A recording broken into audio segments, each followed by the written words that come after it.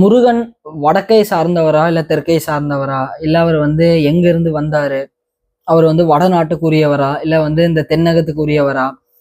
குன்று இருக்கும் இடமெல்லாம் குமரன் இருக்கும் இடம் அப்படின்னு சொல்றாங்களே, அப்ப அவர் தென்னகத்தோட ஆளா?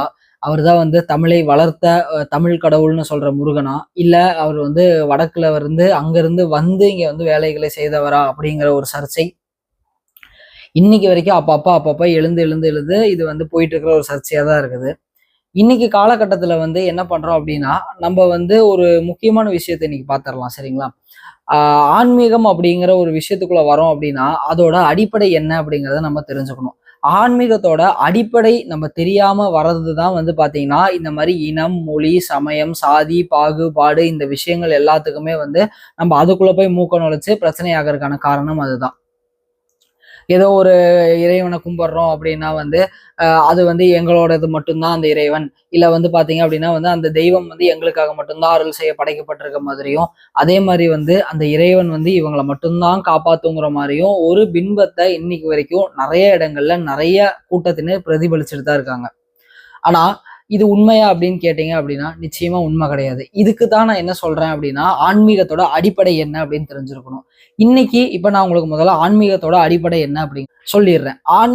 ஆன்மீகத்தோட அடிப்படை என்ன அப்படின்னு பாத்தீங்கன்னா, நீ எல்லாரையுமே ஒரே மாதிரி சரி சமமாக பார்க்க வேண்டும் அப்படிங்கிறது தான். ஏற்ற தாழ்வு இது எதுவுமே இல்லாம எல்லா மனிதனுக்குமே இறைவன் அப்படிங்கிறவர் பொதுவானவர் தான். இறைவன் அப்படிங்கிற தன்மை அத்தனை பேத்துக்குமே பொதுதான். இப்ப எப்படி இந்த உலகத்துல நீர், நிலம், நெருப்பு, காற்று, ஆகாயம் அப்படிங்கிற இந்த பஞ்சபூதம் எந்த இடத்துல இருக்கிற மக்களா இருந்தாலும் சரி, அது இந்தியாவா இருந்தாலும் சரி, இல்ல அமெரிக்காவா இருந்தாலும் சரி, இல்ல ஆஸ்திரேலியாவா இருந்தாலும் சரி, ஆப்பிரிக்காவா இருந்தாலும் சரி, இல்ல ஜெர்மனியா இருந்தாலும் சரி, எங்கேயா இருந்தாலுமே எல்லா மக்களுக்கும் இது பொதுவா தானே இருக்கு. அப்போ இது எல்லாத்தையுமே படைத்த இறைவன் எப்படி ஒரு இனத்தாருக்கு மட்டும் இவர் இந்த மாதிரி, இல்ல இவருக்கு இந்த மாதிரி அப்படின்னு போவாரு? கொஞ்சம் சிந்திச்சு பாருங்களேன்.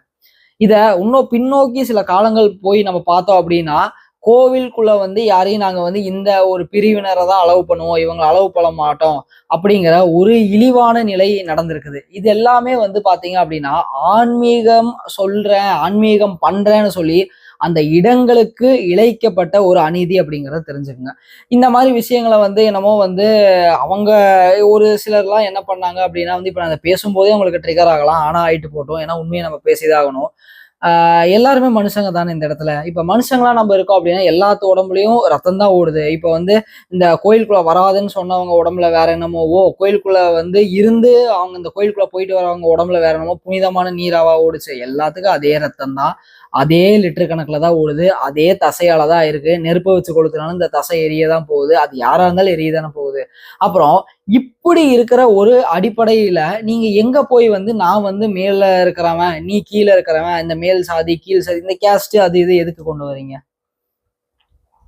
சோ இந்த மாதிரி விஷயங்களை ஒரு காலகட்டத்துல இருந்த பெரியவர்கள் அப்படின்னா நான் சொல்ற பெரியவர்கள் யாருன்னா சத்குரு ஸ்ரீ பிரம்மா மாதிரி ஆகட்டும், இல்ல வெள்ளியங்கிரி சுவாமிகள் ஆகட்டும், இல்ல இந்த மாதிரி ஒரு ஒரு ஊர்லயும் இருந்த சித்தர் பெருமக்கள் அவங்க எல்லாருமே அவங்க என்ன பண்ணாங்கன்னா ரெவல்யூஷன் பண்ணாங்க. நிறைய விஷயங்களை முன்னெடுத்து கொண்டு போய் ஒரு ஒரு கிராமங்களையும் என்ன பண்ணுவாங்கன்னா அந்த பழங்குடியின மக்களுக்கு நிறைய உதவிகள் செஞ்சு அவங்களுக்கு வாழ்வியல் முறைகளை எப்படி சொல்லி கொடுத்து இந்த மாதிரி நிறைய விஷயங்கள் இன்னைக்கு நம்மளால ஆன்மீகம் அப்படின்னு சொல்லிட்டு சித்தர் போட்டோ முன்னாடி கண்ணை இப்படியே வச்சு மேல தூக்கி உட்காந்துக்கிறோம் இல்லையா, அதெல்லாம் வெறும் நடிப்புங்கிறதா உண்மை.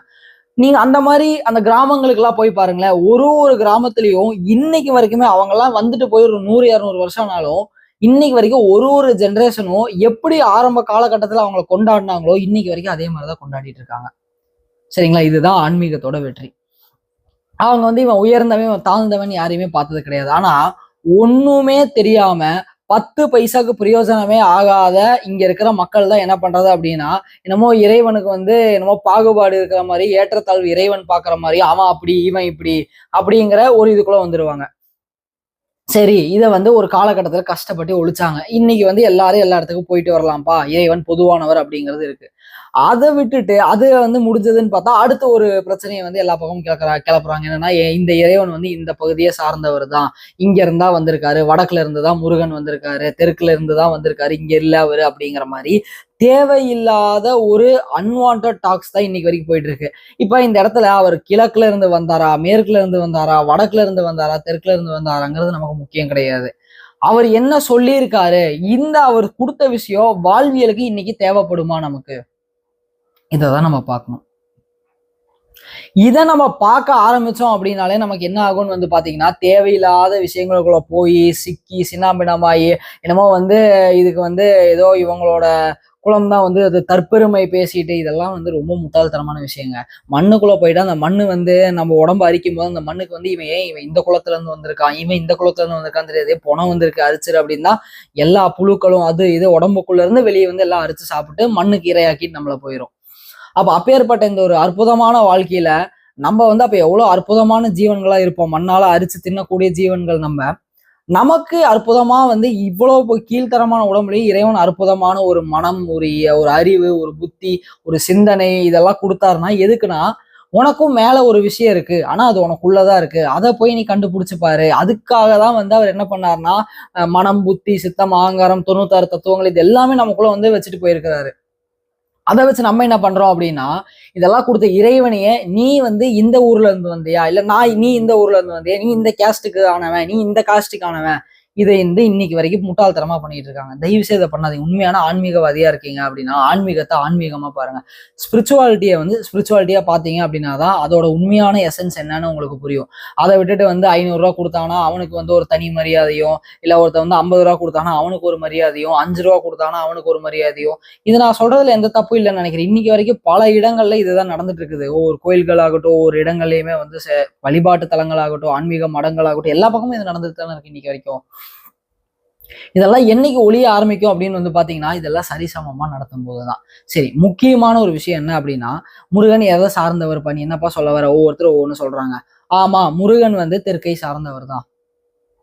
என்ன சொல்றீங்க அப்படின்னு கேட்டீங்கன்னா, ஆமா தெற்கை சார்ந்தவர் தான். ஆனா அவர் தெற்கை சார்ந்தவர் அப்படிங்கிறதுக்கு நான் வந்து அவர் இங்க வந்து அதை பண்ணாரு இதை பண்ணாரு அதை பத்திலாம் நான் பேச போறது இல்லை.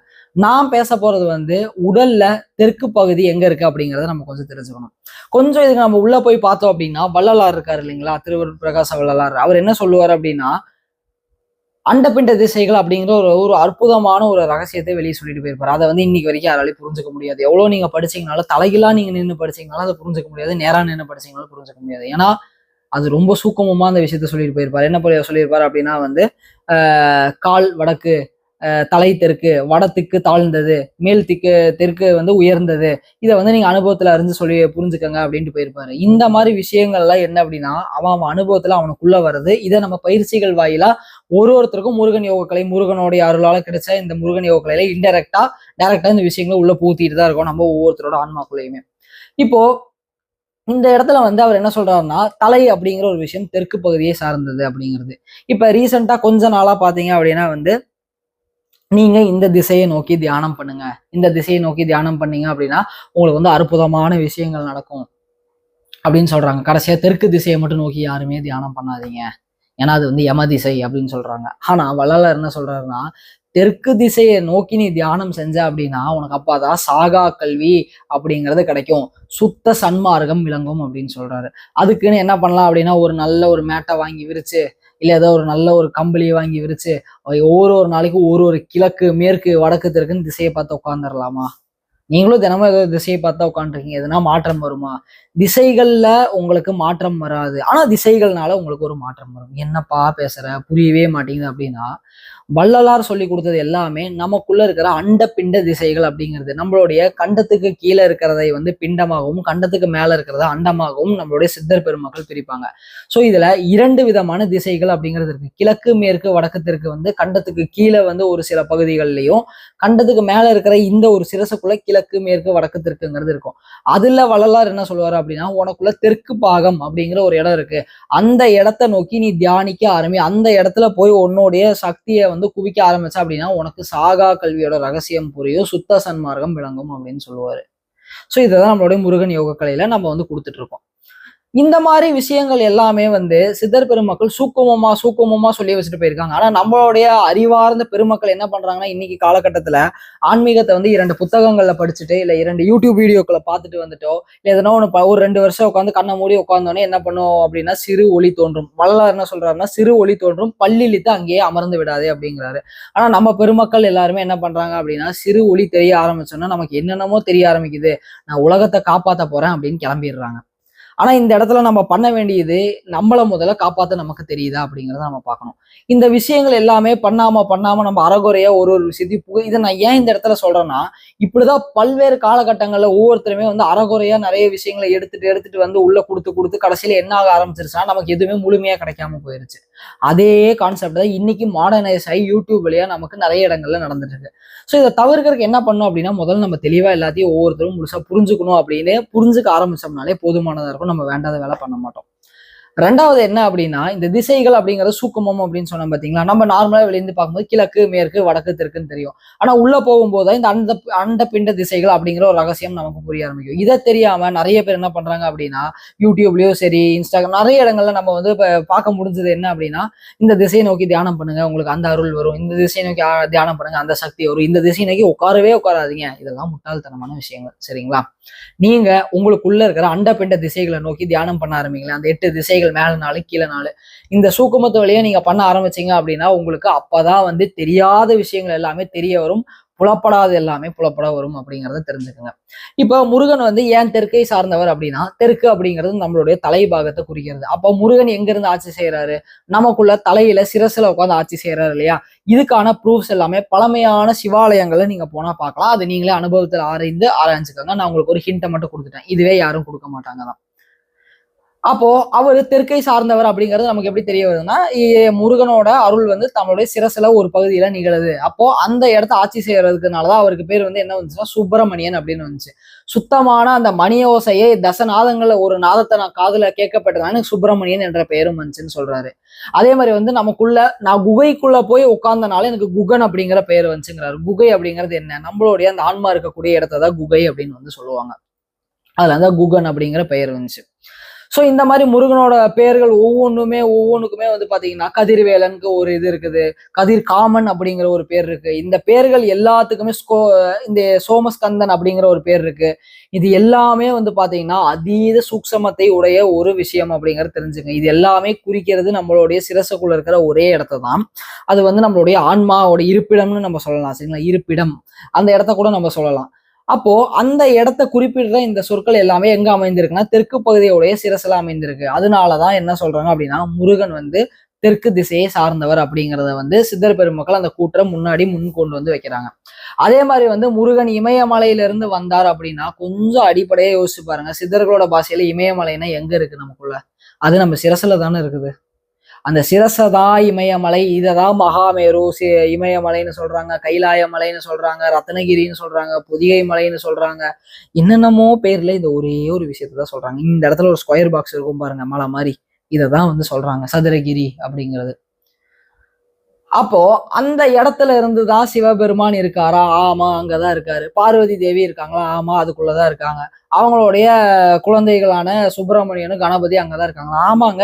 ஆமாங்க, அவங்களும் அங்கதான் இருக்காங்கிற மாதிரி எல்லாருமே வந்து இப்ப புரியுதுங்களா? இமயமலையில இருந்து முருகன் வந்தாரு அப்படின்னா எங்க வந்தார்?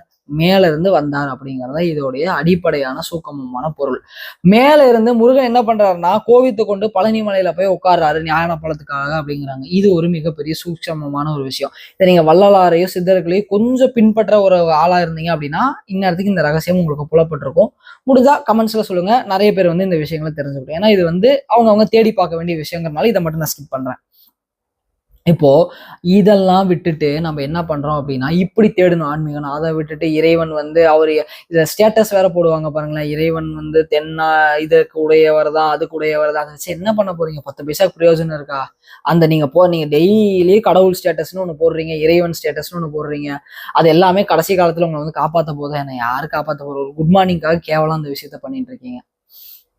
அதை விட்டுட்டு டெய்லி காலை ஒரு 10 நிமிஷம் உட்காந்து கண்ணை மூடி மனமாற இறைவன் நமக்குள்ள எப்படி இருக்காரு, கடவுள் அப்படிங்கிற பேரை வச்சிருக்காங்களே, எதை கடந்து எதுக்குள்ள போகணும் அப்படிங்கிற ஒரு விசாரத்தை நீங்க முன் வச்சீங்க அப்படின்னா அது உள்ள போக போக போக இறைத்தன்மைனா என்ன, இறைத்தன்மைனா ஒண்ணுமில்லாத தன்மைனா என்ன, எல்லாத்துக்கும் தெரியும் இறைத்தன்மைனா என்னப்பா, ஒண்ணுமில்லாத தன்மைன்னு சொல்லுவாங்க. ஆனா அந்த ஒண்ணுமில்லாத தன்மை எப்படி இருக்கும்னு நம்ம உணர்ந்து பார்த்திருக்கோமா? அதை உணர்றதுக்கான முயற்சி எடுங்க. அதுதான் ஆன்மீகம். அதை விட்டுட்டு சும்மா அவர் இந்த திசையை சார்ந்தவர் அந்த திசையை சார்ந்தவர் தயவு செய்து இப்படிலாம் பண்றீங்கன்னா அது ஆன்மீகத்துக்கு உண்மையான ஆன்மீகவாதிகளுக்கும் நீங்க செய்யற ஒரு கேவலம் இழுக்கு அப்படிங்கறத தெரிஞ்சுங்க. தயவு செய்து நீங்க ஆன்மீகவாதிகள்னு சொல்லிக்காதீங்க. டைம் பாஸ் பண்றதுக்காக வந்திருக்கீங்க அப்படிங்கறது தெரிஞ்சுங்க. இப்ப நான் இதை பேசுனதை வச்சு உங்களால நிறைய பேத்துக்கு ட்ரிகர் ஆகிருக்கும், நிறைய பேத்துக்கு இந்த வீடியோஸ் வந்து ஷேர் ஆகலாம், என்ன வேணாலும் ஆகலாம். என்ன ஆனாலும் சரி, கடைசியில் நான் சொல்ல போற பதில் இதாதான் இருக்கும். இறைவன் அப்படிங்கிற ஒருத்தன் எங்க இருக்கான் அப்படின்னா உள்முகமா இருக்கான். நீங்க வெளியே எங்க போய் நீங்க இமயமலைக்கு போங்க, இல்ல கைலாயத்துக்கு போங்க, இல்ல காசிக்கு எங்க வேணாலும் போங்க, அதெல்லாம் போய் பார்த்து உணரக்கூடிய இடங்கள். ஆனா அதை உணர்ந்து என்ன பண்ண, இறைவன் உனக்குள்ள இருக்காருன்னு காட்டுறதுக்காக தான் அத்தனை இடங்களுமே இருக்குது. அப்போ நீங்க எங்க போகணும், உங்களுக்குள்ள போகிறதுக்கான வழி என்னங்கிறத பாருங்க. அப்ப உங்களுக்கே தெரியும் முருகன் வந்து வடக்கை சார்ந்தவரா இல்ல தெற்கை சார்ந்தவரா, இல்ல முருகனுங்கிற ஒரு தன்மை என்ன, முருகன் அப்படிங்கிற அந்த வார்த்தைக்கே ஒரு தன்மை இருக்கு அப்படிங்கிறத தெரிஞ்சுக்குங்க. ஸோ இந்த மாதிரி விஷயங்கள் எல்லாமே நம்ம வந்து அறிந்து புரியதான் வந்து ஆன்மீகத்தோட ஆழம் என்னன்னு தெரிய ஆரம்பிக்கும். ஆன்மீகத்தோட ஆழத்துக்குள்ள நீங்க போக போக போகதான் ஆன்மீகம் வந்து எந்த அளவுக்கு எளிமையா இருக்கோ அந்த அளவுக்கு அதை புரிஞ்சுக்கிறக்கோ கடினமா இருக்கு அப்படிங்கறத உங்களால தெரிஞ்சுக்க முடியும். ஏன் அப்படின்னு வந்து பாத்தீங்கன்னா, இது வந்து இப்படி திரும்பினீங்க அப்படின்னா ஒரு செகண்ட்ல இறைவன் அப்படிங்கிற விஷயத்தை அடைஞ்சிடலாம். இல்லைன்னா நீங்க எவ்வளவு தூரம் போயிட்டு வந்தாலும் அதை அடையிறதுங்கிறது ரொம்ப ரொம்ப கடினமான விஷயம். அதனால இனிமேல் தயவு செய்து கொஞ்சம் இந்த மாதிரி வந்து சண்டை சச்சரவு, இறைவன் அவருக்கு சார்ந்தவரா, இந்த சாதிக்கு சார்ந்தவரா, இந்த மதத்துக்கு சார்ந்தவராங்கிறத விட்டுருங்க. அதை விட்டுட்டு ஒன்னேன்னு சொல்லட்டுங்களா, இறைவன் இப்ப வந்து முருகன் இருக்காரு அப்படின்னா, இப்போ நீங்க வந்து அவன் வந்து எந்த திசையில இருந்தாலும் சரி, எந்த நாட்டு எந்த மொழி பேசுனீங்கனாலும் அந்த இடத்துல போயிட்டு முருகான்னு ஒரு நிமிஷம் வந்து மனமுருகி கூப்பிட்டா அந்த முருகன் வராமையா இருக்க போறாரு, இல்ல சிவபெருமான் வராமையா இருக்க போறாரு. இதை விட இன்னும் கொஞ்சம் காலகட்டத்துக்கு முன்னாடி வந்து சில தேவையில்லாத வஸ்துக்கள் எல்லாம் எடுத்துட்டு அது எடுத்து அதான் சிவபானம்னு சொல்லிட்டு ஒரு குரூப் சுத்திட்டு இருந்தாங்க. அது முடிச்சோன்னா அடுத்து இப்படி ஒவ்வொன்னா போயிட்டே இருந்தீங்க அப்படின்னா கடைசியில ஆன்மீகம் வீணாதான் போகும். அது வந்து ஒரு குப்பை கிடங்காதான் மாறும். மத்தவங்களோட கேளிக்கைக்கு பேச்சு பொருளாதான் மாறும். இன்னைக்கு இருக்கிற காலகட்டத்துக்கு ஆன்மீகத்தை எல்லாரும் ஒழுங்கா கொண்டு வந்திருந்தாங்க அப்படின்னா எல்லாருமே வந்து இந்த மாதிரி தேவையில்லாத விஷயங்களை வந்து ஆன்மீகம்னா ஒண்ணுமே இல்லைன்னு பேசுறதுக்கு ஆயிருக்காது. ஸோ இதெல்லாமே புரிஞ்சுக்குங்க. இது புரிஞ்சது அப்படின்னா ஆன்மீகம் எளிமையாகும். இறைவன் வந்து எந்த திசையை நோக்கியவர் அப்படிங்கிறது உங்களுக்கு தெரிய ஆரம்பிக்கும். தெரியும் போது தாராளமா கமெண்ட்ஸ்ல சொல்லுங்க. சர்வமும் சிவமயம்.